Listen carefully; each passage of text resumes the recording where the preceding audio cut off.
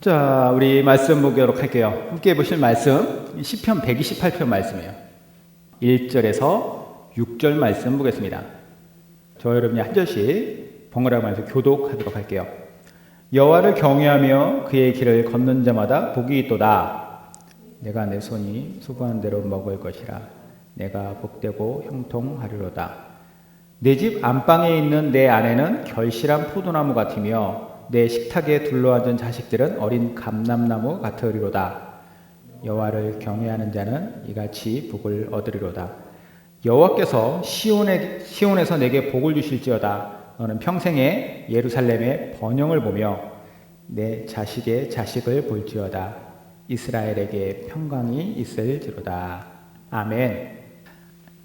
5월달은 가정의 달이라고 얘기하죠. 가정의 달. 엊그제가 어린이날이었고 내일은 어버이날입니다. 그래서 오늘 이 시간에는 우리 가정이 어떻게 하면 행복할 수 있을까? 또 나아가서는 또 우리 각자 개개인이 어떻게 하면 행복한 인생 살 수 있을까에 대해서 한번 이야기를 해보려고 합니다. 오늘 우리가 함께 볼 말씀은요, 시편 128편인데요. 시편은 전체가 1편부터 150편까지 있어요. 그러니까 150개의 노래들로 엮어진 책이 시편입니다. 이 중에서 120편부터 134편까지, 그러니까 120부터 134까지니까 15편이죠. 이 15편이 똑같은 표지어가 붙어 있어요. 여러분들 성경 보시면은 위에 파란색으로 써 있는 게 뭐라고 되어 있냐면 성전에 올라가는 노래라고 되어 있죠. 성전에 올라가는 노래다. 성전에 올라가는 노래란 무슨 뜻일까요? 성전에 올라가는 노래?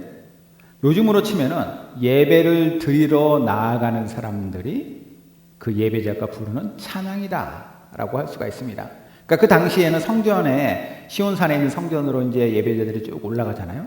올라가면서 이런 찬양을 부렸던 것처럼 뭐 올라가면서 다 같이 불렀다라기보다는 같이 예배의 회중들이 같이 이러한 찬양시를 가지고 하나님 앞에 노래했다라는 것이죠. 아까 방금도 우리가 불렀듯이 그런 찬양을 하는 것, 이게 바로 성전에 올라가는 노래예요. 이 성전에 올라가는 노래는 아주 다양한 주제들을 가지고 있어요. 우리도 방금 불렀던 거, 우리 가정에 관한 찬송가도 불렀고, 또 축복에 관한 야곱의 축복으로 우리가 음을 붙인 그런 축복의 찬양도 같이 불렀는데, 하나님 앞에 나아가서 예배드릴 때는 아주 다양한 주제를 가지고 찬양을 할 수가 있습니다. 이 성전에 올라가는 노래도 마찬가지인데, 이 성전에 올라가는 노래 15편이 다 다른 주제들을 담고 있어요. 예를 들어서 제자도에 관한 것도 있고, 섬김이라던가 일이라던가 공동체, 뭐 겸손, 하나님의 섭리, 여러 가지 등등등의 주제들을 다 가지고 있는 찬양 시들입니다. 이런 내용의 찬양들은요, 다 무엇과 관련이 있냐면 우리 일상과 관련이 있어요. 우리 일상 속에서 하나님께서 베푸신 것들, 또 우리 일상 속에서 직접 겪는 일들, 그런 것들을 다 담고 있는 것이죠. 그러니까 성전에 올라가는 예배자는 어디 뭐 동떨어진 엉뚱한 다른 이야기를 하는 것이 아니라 내 일상 속에서 하나님께서 어떤 일을 행하셨는가, 내 일상 속에서 우리는 어떻게 살 것인가, 이런 것들에 대한 고백과 또 찬양과 이런 것들이 다 담겨져 있는 이런 찬양시를 불렀다라는 것이죠. 그리고 하나님 입장에서는 이러한 찬양시를 가지고 나오는 예배자들의 그 찬양을 통해 영광을 받으신다라는 거예요. 오늘 이 중에서 우리가 시편 128편 볼 텐데, 이 시편 128편에도 주제가 있죠. 무슨 주제냐? 복이에요, 복. 복에 관한 노래라고 있습니다. 그래서 6절로 되어 있는데, 여기 보면은 6절 중에서 4절에서 복을 이야기해요.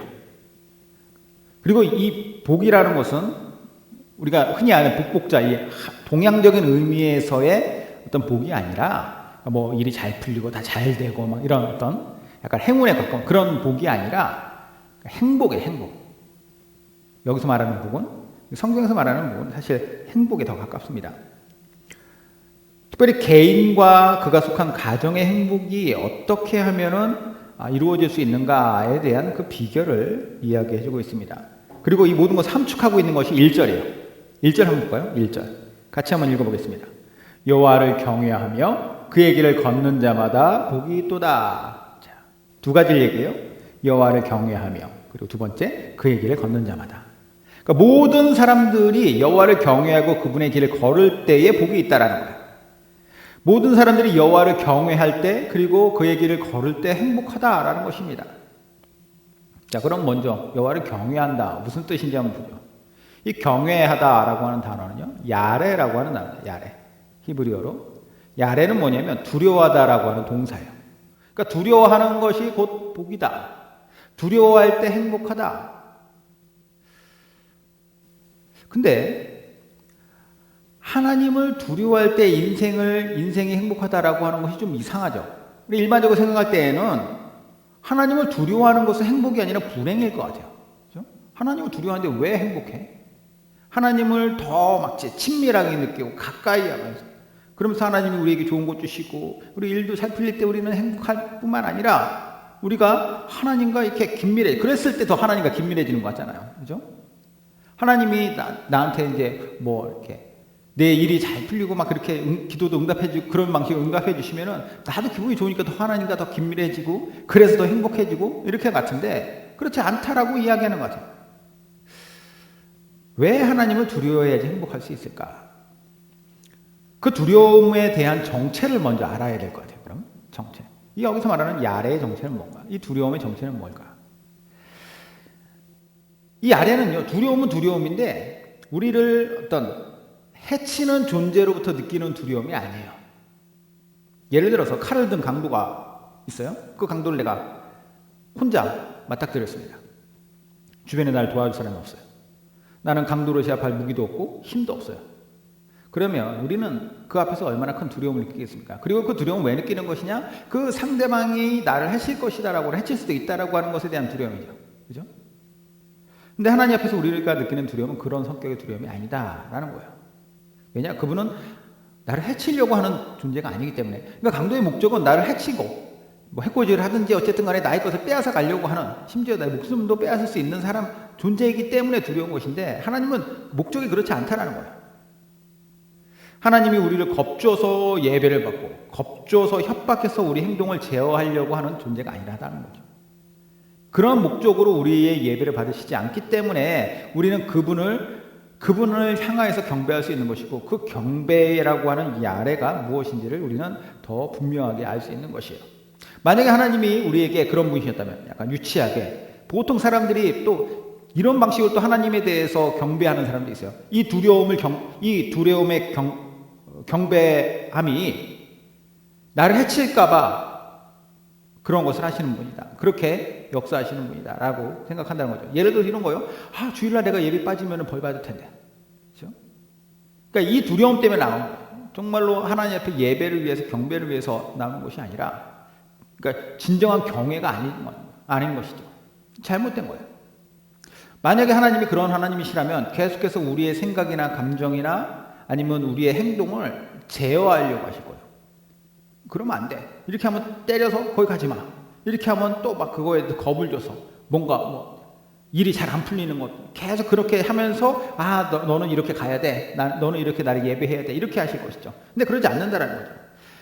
근데 그게 그럴 수 있는 힘과 능력이 없어서가 아니라 그렇게 하지 않겠다라고 하는 거예요. 왜냐하면 그런 분이 아니기 때문에. 우리가 고집부리고 당신의 뜻을 거부하면 그것을 완력으로 꺾지 않으시는 분.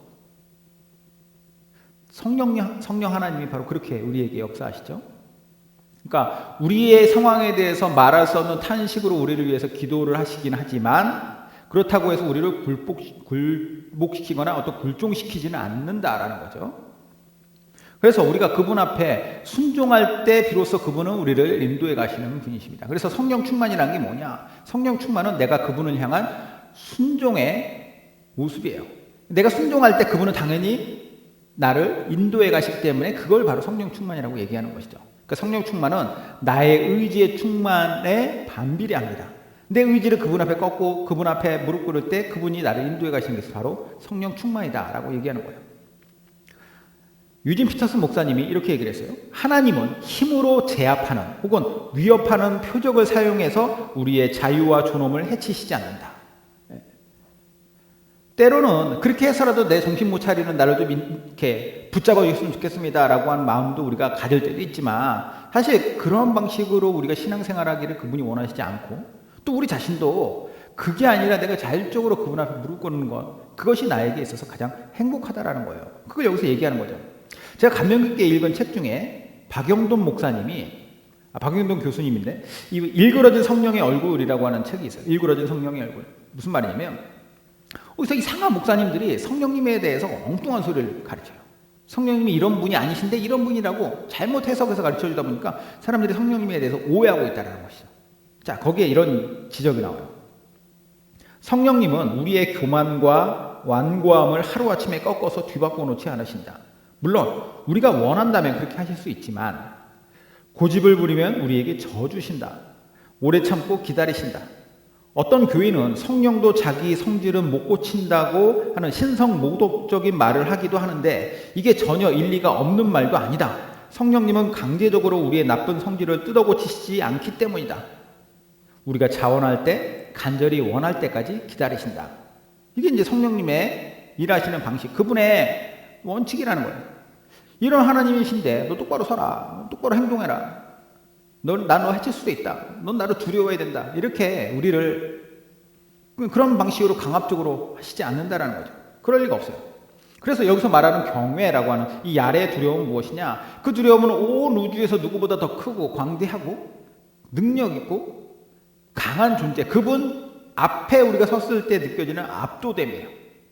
그리고 그 존재를 대면할 때 우리가 그 존재에 대해서 그분 앞에서 그분의 마음을 아프게 하는 것을 내가 두려워하는 것이죠. 그러니까 그 두려움은 해칠까봐 두려워하는 것이 아니라 그분 앞에서 우리가 정직하게 섰을 때 느끼는 감정이 두려움이라는 거예요. 그러니까 하나님을 경외하려면 어떻게 돼요? 하나님 앞에 정직하게 서야 된다는 거죠. 반대로 하나님을 경외하지 않는다는 건 뭐예요? 그분 앞에 정직하게 안 선다라는 거예요. 서지 않으니까, 그분을 무시하고 외면하고 사니까 경외하지 않는 거, 두려움이 없어지는 거죠. 내 마음대로 사는 거예요. 내가 너무 사랑하고 섬기고 경배해야 될 그분 앞에 혹시라도 내가 어떤 잘못된 삶을, 잘못된 길을 걸어가진 않는가를 돌아보고 잘못된 길을 갈 수 있죠. 왜냐하면 우리의 본성 자체가 그러니까. 그러면 회개하고 돌이키고, 이게 바로 올바른 경외의 삶이라는 거예요. 그러므로 하나님을 경외하는 사람은 곧 어떤 사람이 될 수밖에 없냐면 겸손한 사람이 될 수밖에 없어요. 하나님 앞에 섰는데 어떻게 하나님을 두려워하는 경외함이 있는데 교만할 수 있겠습니까? 그러니까 뒤집어서 말하면 교만한 사람은 곧 어떤 사람이냐? 하나님을 경외하지 않는 사람이에요. 이런 사람은 결코 복된 인생이 살 수 없다. 즉 행복한 인생을 살 수가 없다라는 것을 오늘 이 시를 통해서 우리 발견할 수 있는 것이죠. 크신 하나님을 인식하고 그분과 함께 그분을 기뻐하며 그분을 섬기는 경외하는 마음을 가지고 살아가는 것이 가장 행복하다라는 것을 우리는 알아야 됩니다. 자, 그런데 이 하나님을 경외하는 마음으로만 우리가 온전한 행복을 누릴 수 있는 것은 아니에요. 그 뒤에 게 나오죠. 뒤에 거. 그의 길을 걷는 자마다 그의 길을 걸어야 돼요. 실질적인 어떤 행동이 따라와야 한다라는 것이죠. 그의 길을 걷는다라고 하는 것은 무슨 말이냐면 그분의 말씀을 듣고서 순종한다라는 거예요. 순종. 그래서 구약 성경에 보면은 청종한다라고 하는 말이 있어요. 청종한다. 듣고 순종한다. 청종한다라는 게 그 말인데, 듣고 나서 순종하는 것이 바로 행복을 누리는 길이다라는 거예요. 자, 여기서 또 중요한 포인트가 있는데, 그러면 우리에게 말씀하시고 순종하기를 원하시는 그분이 어떤 방식으로 우리로 하여금 그 길을 걷게 하시는가라는 거예요. 그분의 방식은 조교와 같은 방식이 아니라 동반자와 같은 방식이에요. 한때 진짜 사나이 뭐 이런 어떤 군생활 프로그램이 인기 있었는데 거기 보면 조교들이 나오죠. 조교들은 어떻게 해요? 훈련병들이 코스를 통과할 수 있도록 옆에서 뭘 하냐면 재촉해요. 다그치죠. 잘못하면 거기서 기합을 주고 윽박질러요. 근데 자기들은 안 하죠. 그거. 왜냐? 나는 그것과는 상관이 없는 존재로서 옆에 있는 거니까. 근데 예수님에 대해서 우리가 그렇게 생각을 해요. 당연히 그분 것과 상관이 없는 존재, 초월적인 존재이기 때문에 그렇긴 한데, 근데 그분이 또 원하시는 방식은 또 그게 아니라는 거예요. 우리에게 말씀하시는, 우리에게 주신 방식은 그게 아니다. 내가 길을 지시할 테니 넌 여기까지 찾아와. 이게 아니라 동반자가 되어줄 테니 함께 가자라는 게 예수님의 방식이에요. 마태복음 보면은 11장 28절에서 30절, 수고하고 무거운 짐진 자들아 다 내게로 오라. 내가 너희를 쉬게 하리라 라고 하면서 이렇게 말씀하세요. 나는 마음이 온유하고 겸손하니 나의 멍에를 메고 내게 배우라. 그리하면 너희 마음이 쉼을 얻으리니 이는 내 멍에는 쉽고 내 짐은 가벼움이라 하시니라. 무슨 말이에요? 수고하고 무거운 짐지들아 다 내겨와라. 내가 너희를 쉬게 하겠다. 그리고 이제 그 뒤에는 내 멍에를 져라. 라고 얘기해요. 그러면 이 이야기가 이해가 안 될 수도 있죠. 아니, 짐을 다 내려놓고 나한테 오라고 해놓고 수고했다고 해놓고 또 다시 자기의 짐을 나한테 지워주네? 네가 지고 있던 것보다는 이게 조금 더 가벼우니까 이게 더 나을 거야. 이 의미가 아니에요. 제가 예전에 이 본문을 설교했던 적이 있었는데, 멍에를 지고 멍에를 메고 나의 멍에를 메고 내게 배우라라고 하신 그 말은 이 이스라엘 지역의 방식을 이해하면 알 수가 있어요. 그 지역의 방식. 멍에라는 게 뭐예요? 짐승의 등에 지어가지고 뒤에다 이제 쟁기를 이렇게 연결해가지고 밭을 갈 때 쓰는 그런 거잖아요. 아니면 뭐 짐을 옮길 때 그 멍에에다가 이제 짐을 같이 얹어가지고 하게 하는 거. 그런데 우리나라는 보통 이제 소가 한 마리 가지고 이렇게 쟁기를 끌고 그러는데 이 이스라엘 지역에서는 한 마리로 끌지는 않는다라는 거죠. 항상 쌍으로 끈다는 거예요. 그래서 짝수로 2마리, 4마리, 8마리 이렇게 끈다라는 거죠. 자, 이 멍에를 이해하면 돼요. 이 멍에의 구조. 여기에 담긴 놀라운 뜻이 있죠. 예수님께서 말씀하신 것은 내가 이미 내 멍에 내 쪽을 지고 있으니 내 반대쪽 내 옆에 와서 이 멍에 동참하잖아. 그리고 이 멍에 동참하면 너 스스로의 힘이 생길 때까지 내가 가르쳐주고 계속 너와 함께 이 길을 가줄게 라고 하는 것이 예수님의 방식이라는 거죠. 그분의 길을 따라가는 방식이 바로 이겁니다. 그러므로 그분과 함께 걸어가는 이 순종의 삶을 살아갈 때 옆에서 내 목까지 끌어주시는 그분을 느끼면서 내 자신이 성숙해가고 성장하는 것을 느낄 때 비로소 우리는 행복이 뭔지를 알 수 있다라는 거죠. 그리고 시인은 이렇게 하나님을 경외하고 그리고 하나님의 길을 따를 때 우리가 행복할 수 있다라고 말을 하면서 구체적으로 2절과 3절에 이렇게 얘기를 합니다. 2절, 3절 한번 볼까요? 우리 자신과 우리의 가정에 어떤 일이 일어나는가? 두 가지 예언과 같은 말을 하는데, 첫 번째, 내가 내 손이 수고한 대로 먹을 것이라. 내가 복되고 형통하리로다. 자, 그리고 내 집 안방에 있는 내 아내는 결실한 포도나무 같으며 내 식탁에 둘러앉은 자식들은 어린 감람나무 같으리로다. 자, 두 가지가 먼저 보이십니까? 첫 번째, 2절에서는 수고한 삶에 대한 형통함이 있다. 그리고 두 번째, 3절에서는 가정에 풍요로운 기쁨이 있을 것이다. 모든 사람들이 원하는 삶이겠죠. 그죠? 하는 일에서 잘 되고, 가정도 평화롭고, 자식들도 잘 되고, 이런 것도. 세상에서는 많은 사람들이 실패에 대한 두려움을 갖고 있어요. 그러니까 실패의 리스크를 다 안고 살죠. 그러다 보니까, 실제로 그런 실패 때문에 고통을 당하는 사람도 있지만, 또 억울하게 그런 실패에 이렇게 밀어 던져지는 사람도 있어요. 그리고 그 실패가 두려워서 열심히 살아갑니다. 당장 아이들만 봐도 어려서부터 경쟁사회에서 살아남기 위한 나를 단련하는 그런 방식으로 해서 하면 살잖아요. 내 어떤 꿈을 이루고, 근데 그 꿈을 이룬다라는 것도 뭐예요? 꿈을 이루는 것이 다 무엇과 관련되어 있냐면 잘 먹고 잘 사는 것에 관련되어 있지, 내가 힘들고 어렵게 살면서 내 꿈을 그게 내 꿈이야라고 생각하는 사람은 없습니다. 그렇죠? 그러니까 어떻게 해요? 어린아이 할 것 없이 어려서부터 아니면 커서도 불안한 세상 속에서 온갖 불안한 감정과 그리고 어려움들을 갖고 살아요. 우울증 얼마나 많은지 몰라요. 여러 가지 정신질환들 다 많이 겪고도 있죠. 그런데 우리가 하나님을 경외하면서 그분의 길을 따라 살아갈 때 구체적으로 이야기하는 바가 있잖아요. 세상과 가정에서 형통하고 풍요로움이라고 하는 안정감을 누릴 것이다. 예. 자, 여기서 꼭 주의할 점이 있어요. 주의할 점이 뭐냐? 앞뒤가 바뀌면 안 돼요.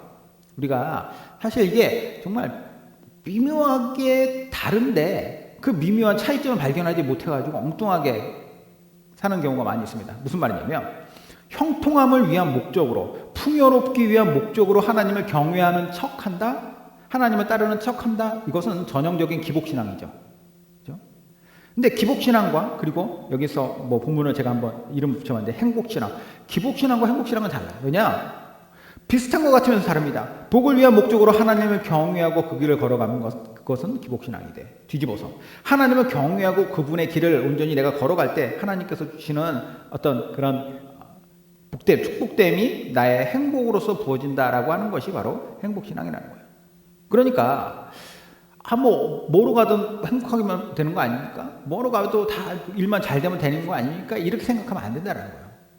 올바른 신앙 안에서 하나님께서 주시는 축복을 우리가 받아 누리는 것이죠.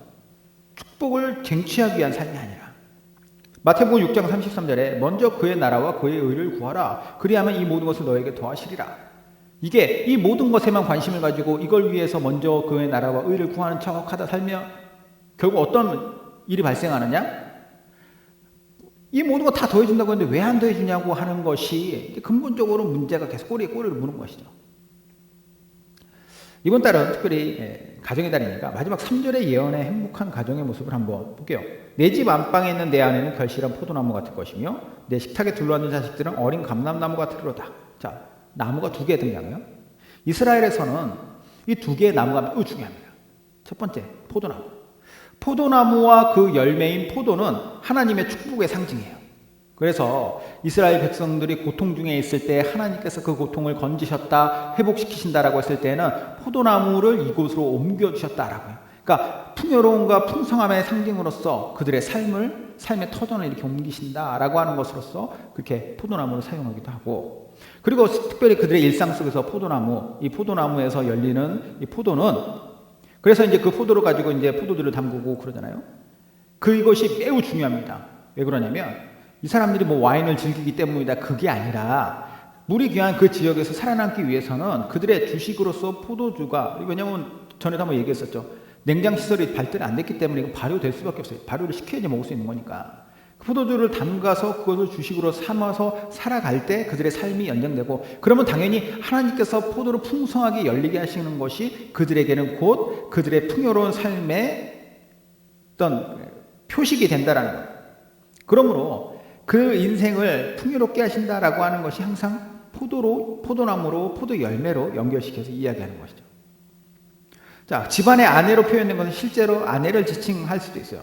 그렇기도 하지만 요즘으로 치면 뭐냐, 가정 내에서의 삶을 유지하되 풍요롭게 유지하게 하신다라는 거죠. 우리 가정에 하나님이 풍요롭게 하신다. 뭐 물론 이제 그 풍요는 보통 일반적으로 딱 떠올리기에는 재정적인 부분도 있지만, 그리고 감정적인 부분도 있어요.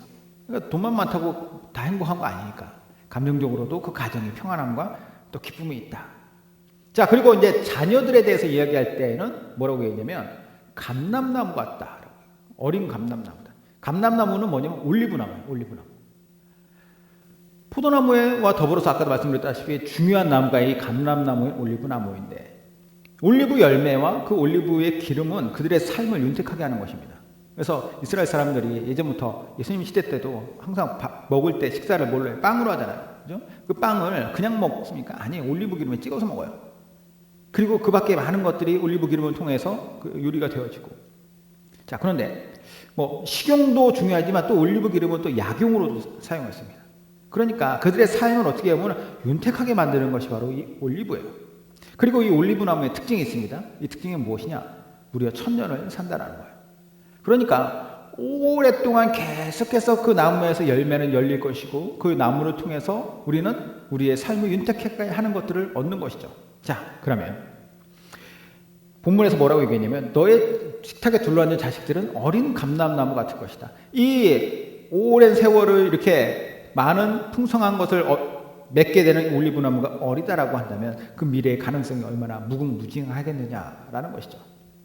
하나님을 경외하고 그분을 따르는 행복한 사람 가정에는 당정의 풍요함만 있는 것이 아니라 미래의 가능성까지도 있다라고 하는 것으로서 이야기하는 거죠. 하나님을 섬기는 자에게는 천대에 이르도록 내가 그들에게 복 줄 것이다 라고 말씀하시는 것이 여기에서 동일하게 우리가 이해할 수 있는 바예요. 이런 가능성이 실제로 성취되는 것을 볼 때 그 인생이 얼마나 행복하겠습니까? 내가 하나님 앞에 하나님을 경외하고 그분께 순종하고 따랐더니, 그분의 말씀을 쫓아갔더니 이렇게 내 가정뿐만 아니라 내가 하는 일과 그리고 내 자녀들에게 이 일들이 계속 많은 현상들로서도 나타난다. 얼마나 기쁘겠냐는 거예요. 시인은 나머지 뒷부분에서도 이렇게 이 행복을 표현해요. 4절부터 보면은 여호와를 경외하는 자는 이같이 복을 얻으리로다. 다시 한번 강조되면서 이 같은 복이라고 하면서 5절, 6절 여호와께서 시온에서 내게 복을 주실지어다. 너의 평생에 예루살렘의 번영을 보며 내 자식의 자식을 볼지어다. 이스라엘에게 평강이 있을지어다. 자, 시온은 뭐냐면, 시온은 뭐가 있는, 성전이 있는 시온산이 바로 하나님의 임재의 상징입니다. 하나님께서 너희에게 복을 내려주신다. 행복하게 하시고 너희의 위에 나온 모든 것들을 너희에게 더하신다. 너희 평생에 이것들을 볼 것이며 그리고 그 너희가 본 것이 어디까지 갑니까? 자식의 자식으로 그리고 이스라엘이라고 하는 하나님의 백성에게 이러한 놀라운 평강, 샬롬이 임한다라는 거예요.